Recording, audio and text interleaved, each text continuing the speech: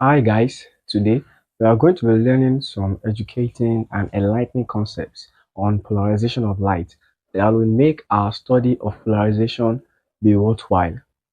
Please ensure to watch my video Polarization of Light Wave 1 for a prior understanding of this concept. Have you ever wondered or asked, 1. Why does the orientation of the electric field of light determine polarization and not the magnetic field? 2.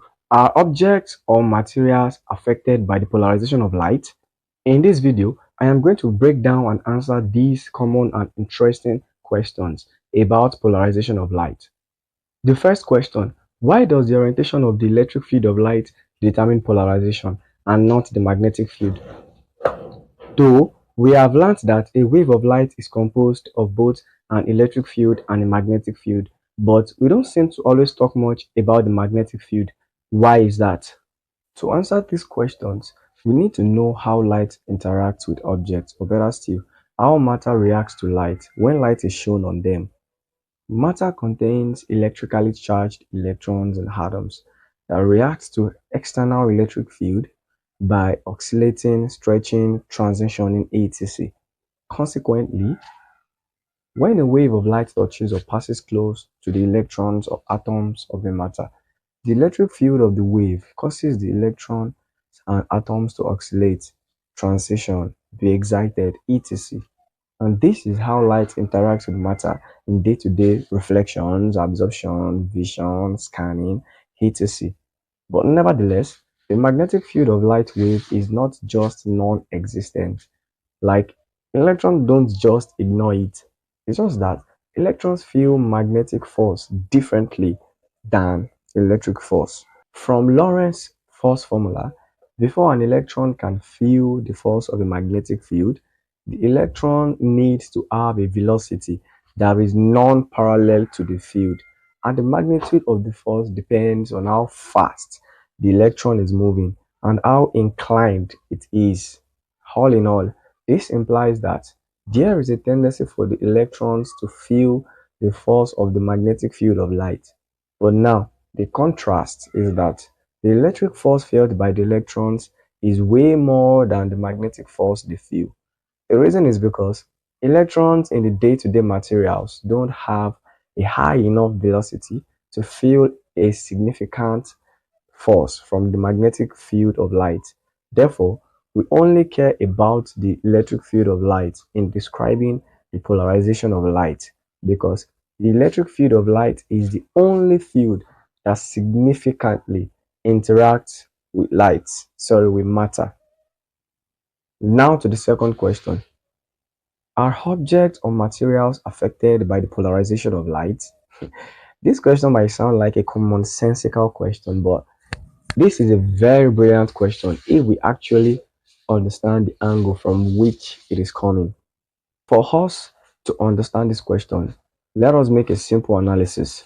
A torch as an unpolarized source of light, for example, contains rays of light with different polarizations. More about this is in my previous video on polarization of light, so try to check it out. Now let's assume we shine a torch on a wall. When the beam of the light from this torch hits the wall, we see that there is no difference in effect on the part of the wall, okay, that is hit by the horizontally or vertically polarized light rays contained in the beam. As in, the wall doesn't care, like our eyes don't care. Same as solar panels too. Just hit them with light, any polarization, and they produce electricity the same way and not differently. This is the same for every other regular isotropic object. So it seems like studying the polarization of light is an overkill or a kind of overact, something like that, and isn't necessary at all.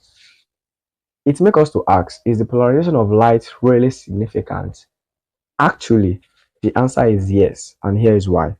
We mentioned regular objects, but apart from the regular objects or materials, there are some other few different materials that give a big deal about the polarization of light. This implies that the way they interact with vertically polarized light rays is significantly different from the way they interact with horizontally polarized one. These materials are known as optically anisotropic materials. Now, what are optically anisotropic materials. Optically anisotropic materials are materials that interact with light differently depending on the direction or orientation at which the incoming light hits them. This interaction could be through refraction, absorption, transmission, etc. Practically, this means that when you shine a beam of light on an anisotropic material, the way the horizontally polarized rays of the beam will interact with a spot on the material, for example, will be different from the way vertically polarized ones will interact with that same spot. And examples of these anisotropic materials are quartz, calcite, Polaroid polarizers, etc. Now, how does the optical anisotropy of these materials work? As in, why does a vertically polarized light react differently with anisotropic materials than a horizontally polarized one? The answer is in the molecular structure of these materials. In normal isotropic materials, the arrangement or structure of their molecules are symmetrical and uniform. Therefore, they react with all orientations of light the same way. But the molecules of dichroic materials are non-symmetrically ordered. The long chain-like structure of the molecules of this polymer is such a way that the electrons in these molecules can move freely across the length of the polymer chain, therefore creating a kind of conductive path. But contrastingly, the electrons cannot move perpendicular to these polymer chains because perpendicular to the polymer chains, the molecular structure is more rigid and the electrons are tightly bound, thereby preventing oscillation or movement in that perpendicular direction. As a result of this, the vertically polarized rays of the incoming light passes through the material unaffected because the electrons or molecules can interact strongly with these rays.